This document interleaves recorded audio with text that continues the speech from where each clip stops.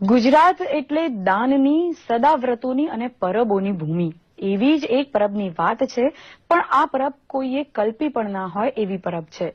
આ પરબ છે પગરખાની પરબ. નર્મદાના વામન કદના વિરાટ માનવી એવા મહેન્દ્રભાઈ પ્રજાપતિએ આ પરબની શરૂઆત કરી છે. તેમણે આ પરબની શરૂઆત કેમ અને કોની પ્રેરણાથી કરી, જોઈએ આ વિશેષ રિપોર્ટમાં. તમે દ્રશ્યમાં બાળકોને પગરખા પહેરાવી રહેલા જે વ્યક્તિને જોઈ રહ્યા છો એ મહેન્દ્રભાઈ પ્રજાપતિ છે કે જેમણે માનવ સંવેદનાનું ઉત્તમ ઉદાહરણ પૂરું પાડ્યું છે. મહેન્દ્રભાઈ માંગરોળમાં એક ચંપલની નાનકડી દુકાન ધરાવે છે, જ્યાં એક દિવસ તેમને એવી દીકરી જોડે ભેટો થયો જે માત્ર પગરખા ના હોવાને કારણે શાળાએ જઈ શકતી ન હતી, કેમ કે તેના પગમાં દજાતું હતું. બસ ત્યારે જ મહેન્દ્રભાઈને વિચાર આવ્યો કે જો દેશના વડાપ્રધાન દેશની દીકરીઓ માટે બેટી બચાવો બેટી પઢાઓના વિચાર સાથે આગળ વધી રહ્યા હોય ત્યારે મારે પણ તેમના આ વિચારમાં કંઈક યોગદાન આપવું જોઈએ. બસ ત્યારથી જ શરૂ થયો તેમનો આ સેવા યજ્ઞ. આવો સાંભળીએ તેમના શબ્દોમાં. એક દીકરી મારે ત્યાં ખરીદી કરવા માટે આવી.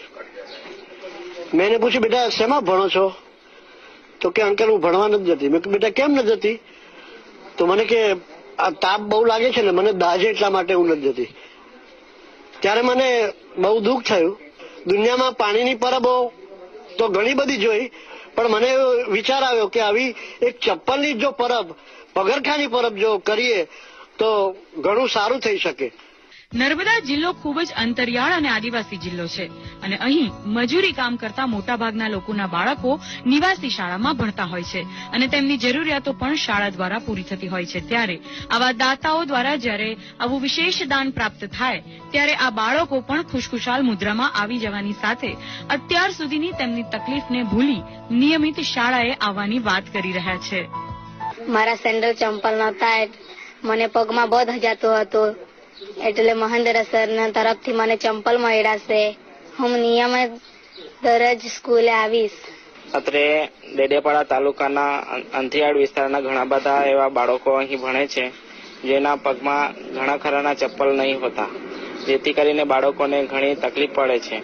પરંતુ આજ રોજ શ્રી મહેન્દ્ર સાહેબ તરફથી આ બાળકોને ચપ્પલનું વિતરણ કરવામાં આવેલું છે, જે ખૂબ જ આનંદની વાત છે. મહેન્દ્રભાઈએ નર્મદા જિલ્લાની ઘણી બધી આશ્રમ શાળાઓમાં તેમના પગરખાની પરબ સેવા હેઠળ બાળકોને પગરખા વિતરિત કર્યા છે. આ પાછળ તેમનો હેતુ શાળાએ જતા બાળકોને પગરખા પહેરાવી તેમને તાપથી રક્ષણ આપી ભણતા કરવાનો છે.